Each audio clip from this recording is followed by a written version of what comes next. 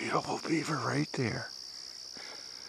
And he's just like, he's working on his dam.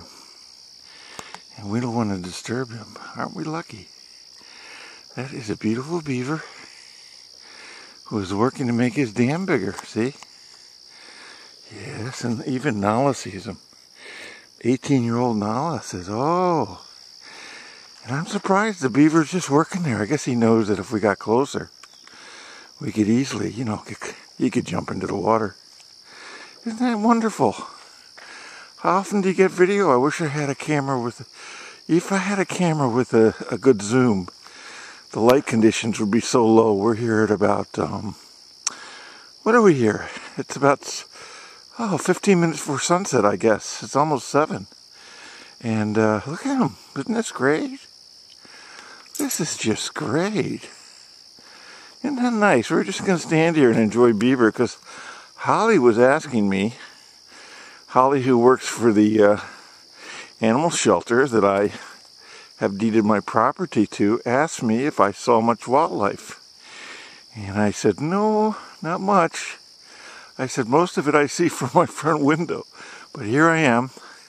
This is 18-year-old Nala whose little, whose amputated toe is healed now, had cancer. I'm surprised Nala even has eyesight. And look at that, look at it. Now, they came through here, I don't know, about a month ago after the rains receded. And somebody, because way down at the end here is a cabin, about 5 miles down there's a cabin. And so somebody has a right of way to the cabin aside from the woods company that does occasionally lumbers out here.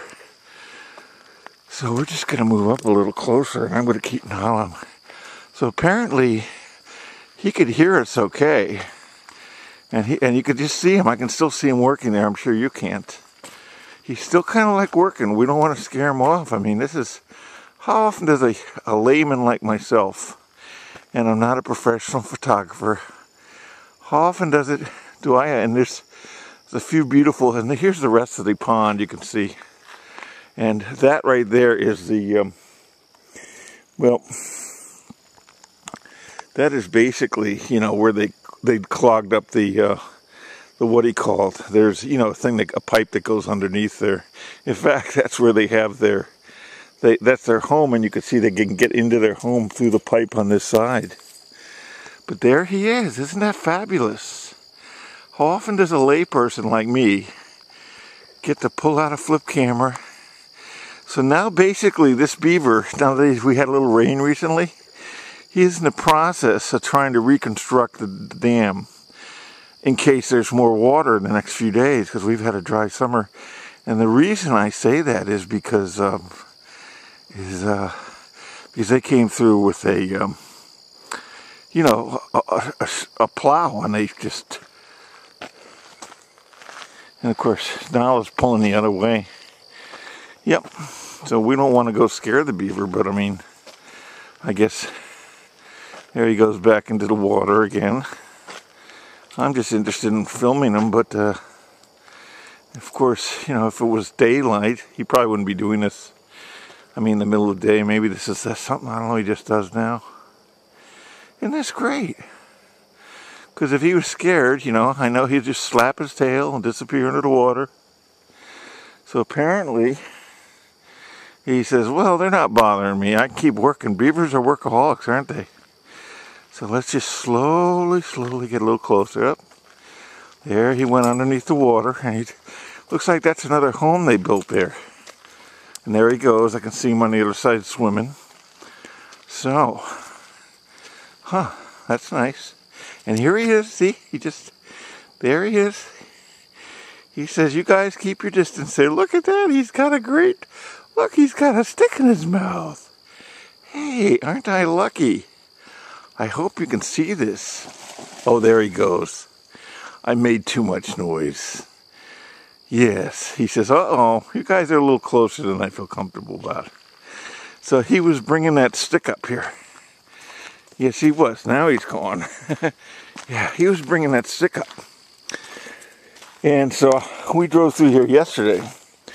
for a hike. And you can see how the beavers have, you know, filled this in again. They're planning on more rain, and they know it'll snow this winter, so this is actually, and they've done a good job here. Made a nice pond. Up there was where we saw a moose eating some plants underneath the water. Okay. Nala, can you come through here, okay? We'll see. Hey, hey. How often? Okay, Nala. You're 18. Once you go down there, you won't be able to get up. I'm surprised you can get through there. Nala. Wow. Nala, we are lucky. And we had batteries in here, so a lot of times the batteries will die in this thing.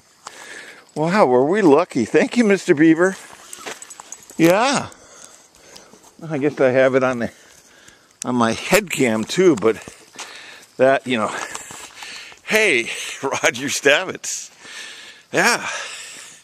Enjoying a beautiful evening walk around sunset in Danforth on the Baskahegan Forest Road.